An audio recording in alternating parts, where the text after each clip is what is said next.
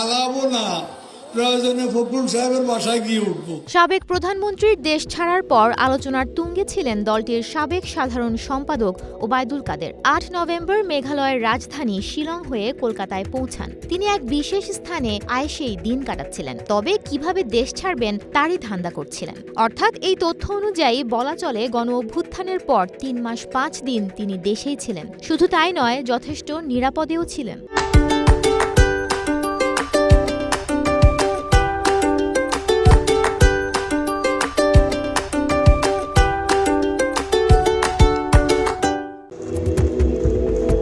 গণ অভ্যুত্থানে তোপের মুখে প্রধানমন্ত্রীর পদ থেকে পদত্যাগ করে নিরাপদ আশ্রয়স্থল হিসেবে ভারতে চলে গেছেন আওয়ামী লীগ সভাপতি শেখ হাসিনা। তিনি চলে যাওয়ার পর দিশেহারা আওয়ামী নেতাকর্মীরাও আত্মগোপনে চলে যান। কেউ কেউ তখনই দেশ ছাড়েন। আলোচনা হোক কিংবা সমালোচনা, রাজনৈতিক মহলে তখন সবচেয়ে বড় জিজ্ঞাসা ছিল দলটির সাধারণ সম্পাদক ওবায়দুল কাদের আসলে আছেন কোথায়। সময়ে সময়ে তাকে নিয়ে নানা গুজব আর গুঞ্জনও শোনা যায়। জানা যায় তিনি তখনও ভারতে আশ্রয় নেয়ার চেষ্টা করেছিলেন, যোগাযোগের চেষ্টা করেছিলেন দলীয় সভাপতির সঙ্গে, কিন্তু কোনো সাড়া পাননি সেখান থেকে।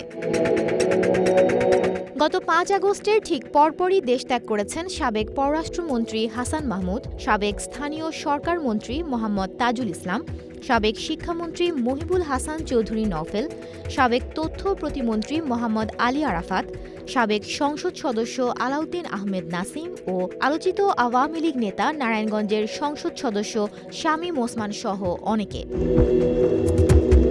এক সূত্র থেকে জানা যায়, বৈষম্য বিরোধী আন্দোলন নিয়ে ওবায়দুল কাদেরের দেয়া বক্তব্যে খুব বিরক্ত ছিলেন শেখ হাসিনা। ছাত্রদের আন্দোলন দমাতে ছাত্রলীগই যথেষ্ট। ওবায়দুল কাদেরের এমন বক্তব্যেই আন্দোলনে আগুনে ঘি ঢেলে দিয়েছিল বলেই দলটির নেতারা মনে করছেন। ওবায়দুল কাদের গত ৮ নভেম্বর মেঘালয়ের রাজধানী শিলং হয়ে কলকাতা পৌঁছান। সবুজ সংকেত আসার পর তিনি সড়ক পথে বিশেষ ব্যবস্থায় পৌঁছান।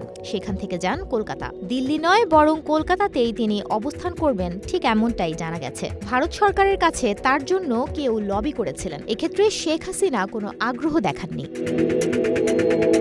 এর আগে গত ৯ নভেম্বর চট্টগ্রাম নগরের হালিশহরের আগ্রাবাদ অ্যাক্সেস রোডের এয়ার টাওয়ারে একটি বাড়িতে আওয়ামী লীগ সাধারণ সম্পাদক ও সাবেক সেতুমন্ত্রী ওবায়দুল কাদের অবস্থান করছেন এমন সন্দেহে অভিযান চালায় পুলিশ। তাকে না পেয়ে তার বড় ভাই নুরুল হুদা বাবুকে থানায় নিয়ে জিজ্ঞাসাবাদ করে পুলিশ। পরে ১০ নভেম্বর তাকে সকালে ছেড়ে দেওয়া হয়। বিষয়টি নিশ্চিত করেছেন কোতোয়ালি থানার ওসি ফজলুল কাদের। শেখ হাসিনার পতনের পর একেবারেই লাপাত্তা হয়ে যান ওবায়দুল কাদের। তাকে গ্রেফতারে আইন শৃঙ্খলা রক্ষাকারী বাহিনী দেশের বিভিন্ন স্থানে অভিযান চালালেও তখন কোনো হদিস পাওয়া যায়নি। এসব তথ্য নিয়ে একটি প্রতিবেদন করেছে গণমাধ্যম যুগান্তর।